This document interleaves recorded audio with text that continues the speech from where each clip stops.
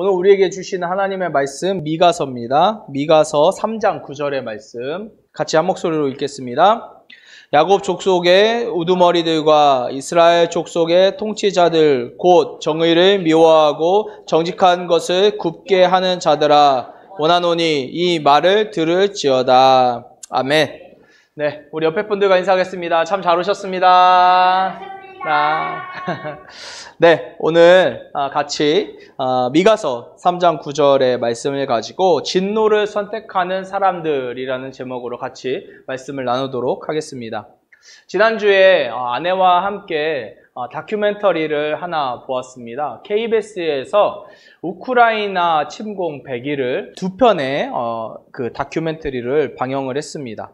러시아 침공으로 인해서 폐허가 된 우크라이나의 실상을 보여주었습니다.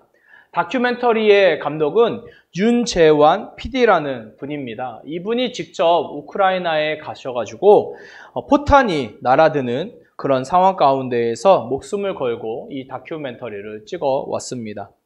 촬영하는 도중에도 포탄이 날아다니는 그런 아찔한 순간도 보았습니다. 다큐멘터리를 보는 내내 좀 마음이 너무 안 좋았습니다. 마음이 찢어질 듯 그렇게 아파왔습니다. 인간의 잔혹함이 정말 끝이 없구나. 끝을 모르고 내달리는구나. 그런 생각을 했습니다. 돈과 힘, 폭력, 우크라이나의 모든 일상을 망가뜨렸습니다. 불과 4달 전만 해도 우크라이나 사람들은 상상조차 하지 않는 그런 일들이었습니다. 평화로운 일상을 그 전쟁이, 침공이 앗아갔습니다. 설마 이렇게 잔혹한 전쟁을 일으키라고는 생각을 하지 못했던 겁니다. 그러나 인간의 악마적 본성은 우리가 설마라고 여기는 그런 것들을 현실로 만들어 버렸습니다. 많은 사람들이 피난을 갔지만 자신이 살아왔던 그 삶의 터전을 떠나지 못하던 그런 사람들도 있었습니다. 그들은 지하철역에서 대피해서 함께 살아가고 있었고, 노인들은 자신들이 살고 있던 아파트에 그냥 머물면서 사람들이 가져다 주는 구호 물품에 의지를 해야 됐습니다. 또 아파트 그 반지하에서 살아가는 이들도 있었습니다. 폭격으로 모든 도시가 폐허가 됐지만 우크라이나 사람들은 계속 희망을 노래했습니다. 95세 할머니는 폭격이 다시 시작이 되자 복도에서 앉아가지고 이렇게 기도를 합니다. 신이시여 평화를 주시옵소서. 그리고 주기도문을 읊조립니다. 하늘에 계신 우리 아버지.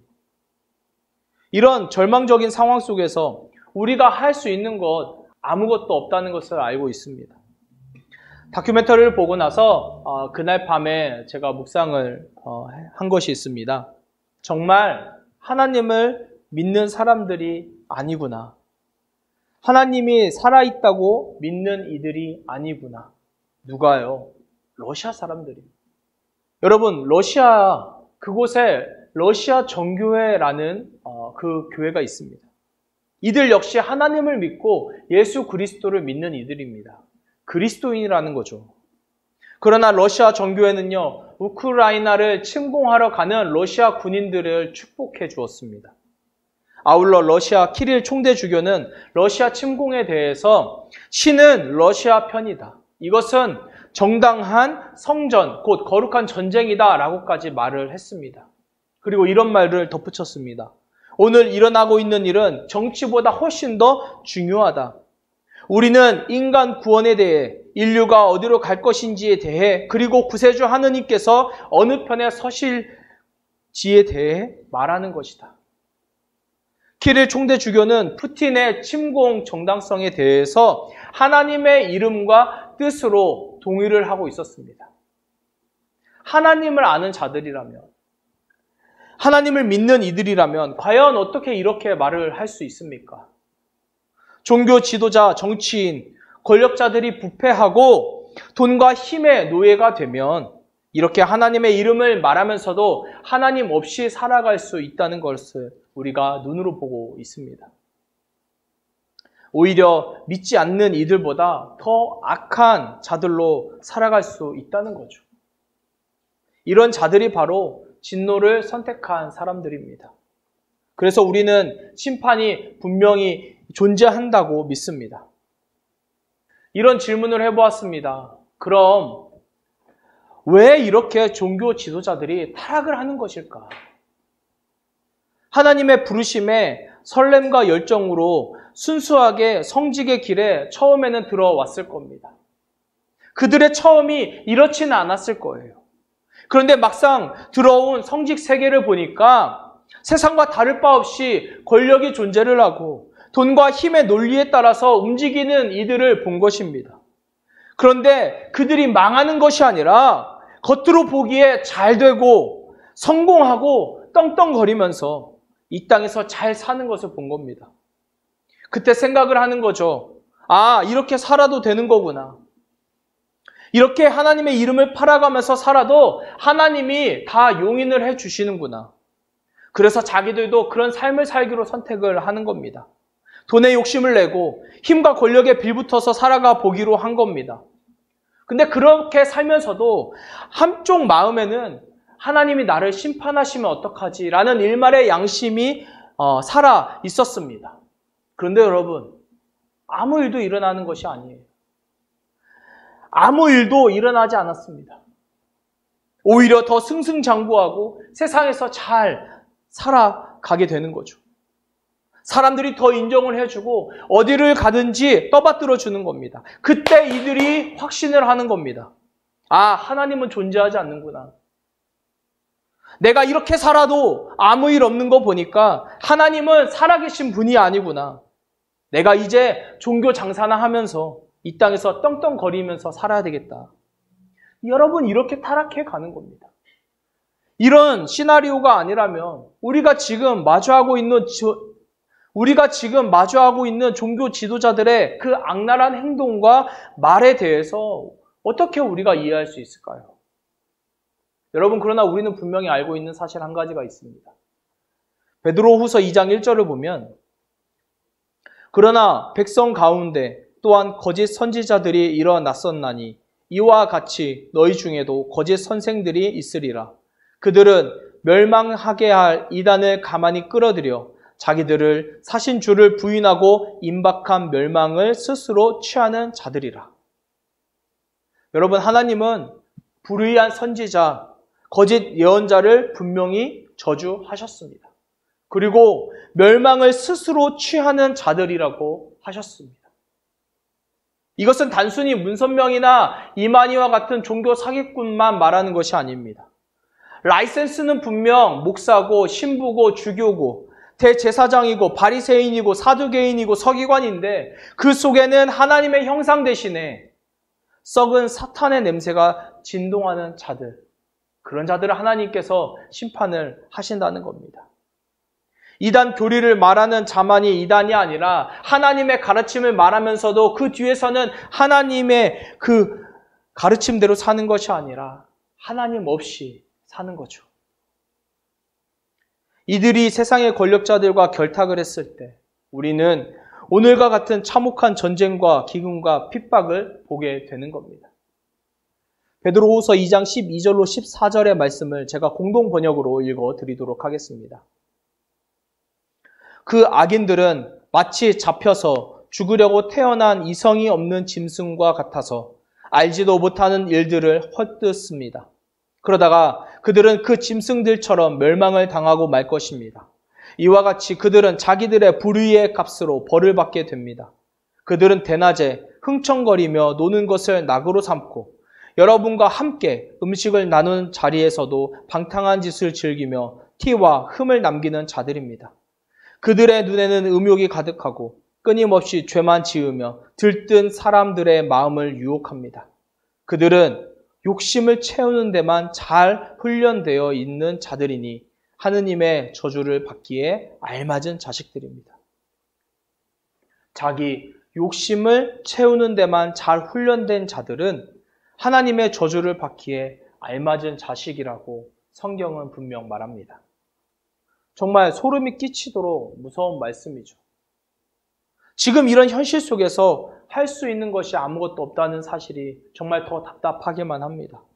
그러나 우리가 기도함으로 오늘을 서 있어야 하는 이유는 분명히 있습니다.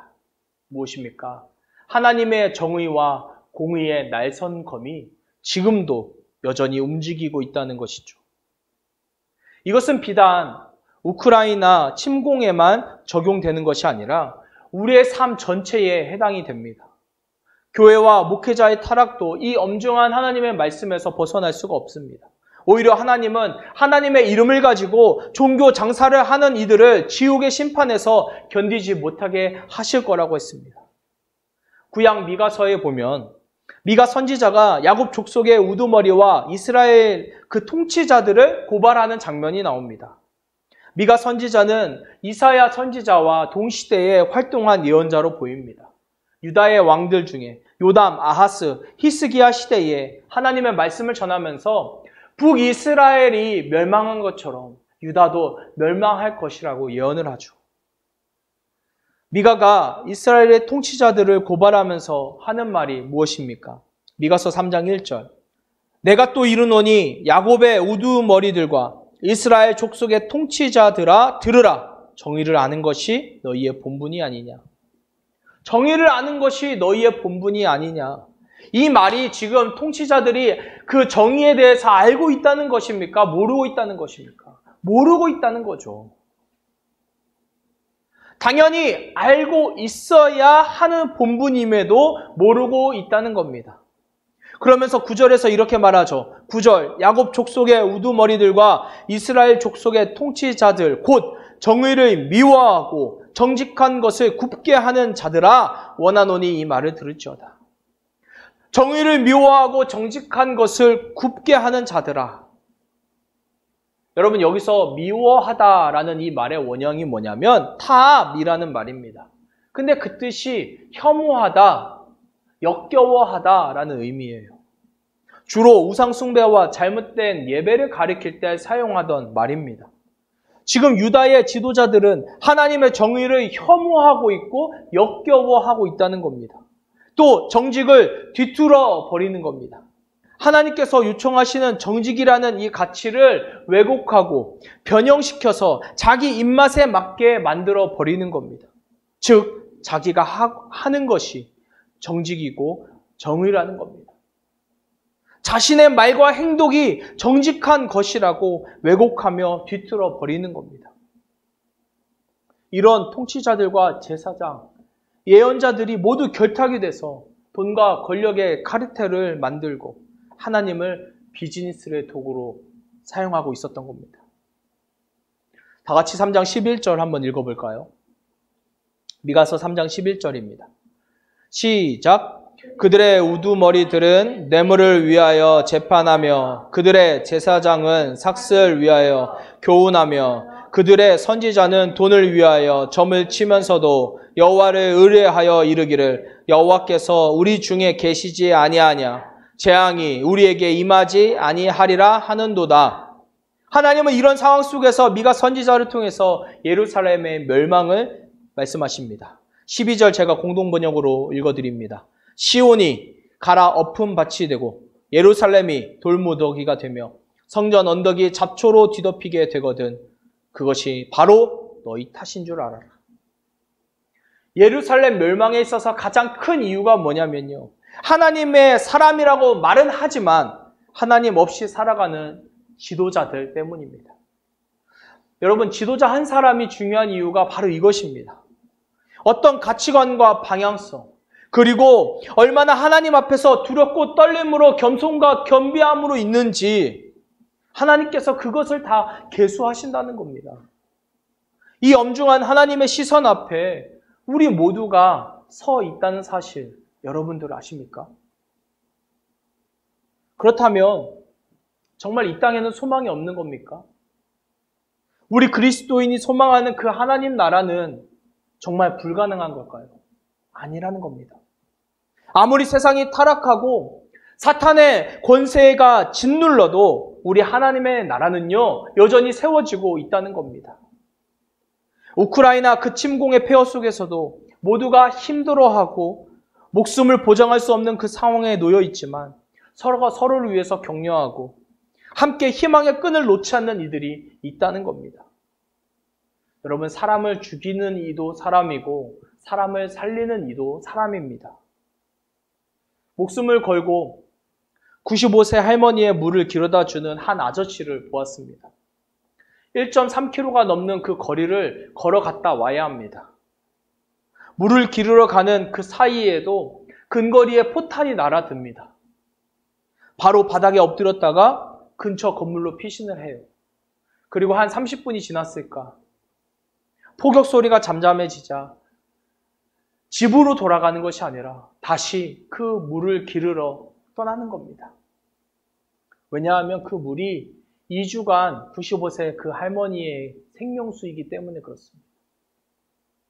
이 아저씨와 같은 분이 바로 희망인 거죠. 우리가 여전히 혼란과 모든 것이 절망인 것 같은 그 상황이지만 하나님의 나라를 소망하고 희망을 해야만 하는 이유, 바로 이것입니다. 그리고 우리가 그 희망이 되어야 하죠. 이유가 다른 것이 없습니다. 바로 우리가 그리스도인이기 때문에 그렇습니다. 우리가 참된 그리스도인으로 이 땅에서 살아가려고 몸부림치는 것이 바로 이 땅에 희망을 선포하는 것입니다. 말뿐만이 아니라 삶으로 희망을 노래하는 거죠. 이런 삶이 어떤 삶이겠습니까? 바로 돈과 권력과 힘에 미친 자들과는 다른 방향으로 살아가는 겁니다. 다른 방향의 길로 걸어가는 겁니다. 이것은요, 우리가 가난해야 한다는 말이 아닙니다. 세상에서 높은 지위에 올라가지 말아야 한다는 것도 아닙니다. 성공하지 말라는 것도 아니에요. 방향성, 바로 이것의 문제입니다.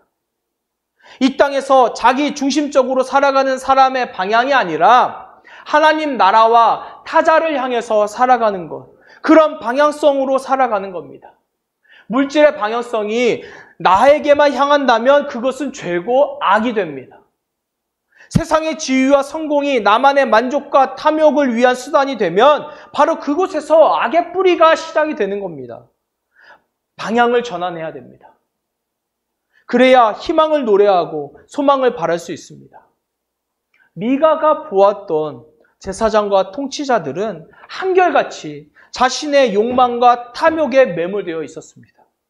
그러니까 울고 있는 백성이 보이지 않았던 겁니다. 신음소리와 탄식소리를 들을 수 없었던 거예요. 예배를 드리는 가운데 하나님이 계시지 않습니다. 하나님이 계시지 않는데도 아랑곳하지 않고 자신의 곳간만 채우는 것에 급급했던 겁니다. 혈안이 되어 있던 거예요. 여러분, 만약에 이들 중에서 누군가 단 한 사람이라도 그 백성에게 시선을 돌렸다면, 신음소리와 울부짖는 그 소리, 그것을 들었다면 역사는 뒤바뀌었을 거예요. 어둠 가운데 작은 불꽃이 더 환하게 빛난다고 하잖아요. 누군가 그랬다면 하나님이 주목하셨을 거라고요. 그러나 그 누구도 하나님 나라와 그 신음소리, 울부짖는 그 소리, 그곳에 시선을 두지 않았습니다. 사랑하는 형제자매 여러분, 오늘을 살아가는 우리 연약하죠. 할 수 있는 것이 없습니다. 우크라이나 그 땅을 향해서 우리가 할 수 있는 것은 작은 그 후원금과 중보 기도가 전부입니다.